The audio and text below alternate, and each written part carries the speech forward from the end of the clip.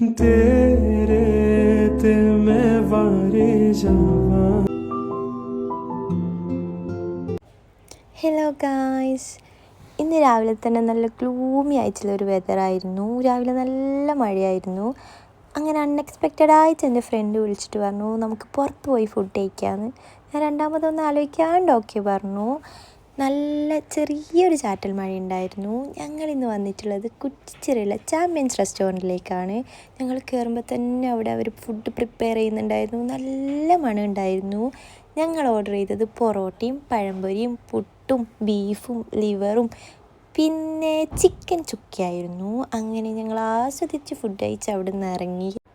അങ്ങനെ ഞാൻ ഹോസ്റ്റലിൽ തിരിച്ചെത്തി. ഇന്ന് എനിക്ക് ലീവായിരുന്നു. സോ ഞാൻ നരിവേട്ട കാണാമെന്ന് വിചാരിച്ചു.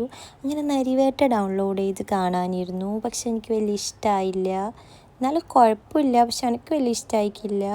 പിന്നെ അതിന് ശേഷം ഞാൻ വിചാരിച്ചു ഇന്ന് ഹെയർ കെയറും സ്കിൻ കെയറൊക്കെ ചെയ്യാമെന്ന്. അങ്ങനെ ഞാൻ തലയിൽ കുറച്ച് എണ്ണ ഇട്ടു. ഹോസ്റ്റലിൽ നിന്ന് വൈഫൈ ഇല്ലായിരുന്നു. സോ ഞാനൊരു ബുക്ക് വായിക്കാമെന്ന് വിചാരിച്ചു. 40 പ്രണയ നിയമങ്ങൾ. ഞാൻ കുറേ കാലമായിട്ട് വായിച്ച് പകുതിയാക്കി വെച്ച ബുക്കാണ്. അപ്പോൾ ഞാനിന്ന് ബാക്കി വായിക്കാമെന്ന് വിചാരിച്ചു.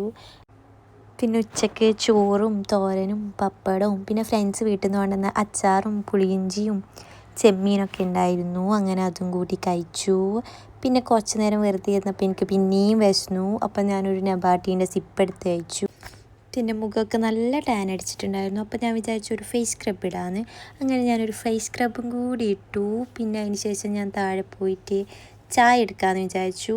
നല്ല ചൂട് ചായയും പഴം ബോണ്ടയായിരുന്നു ഇന്ന് കഴിക്കാനുണ്ടായിരുന്നത്. പിന്നെ ഞാൻ കുളിച്ചു കഴിഞ്ഞതിന് ശേഷം ഞാൻ നിസ്കരിക്കാൻ വേണ്ടി ഇരുന്നു.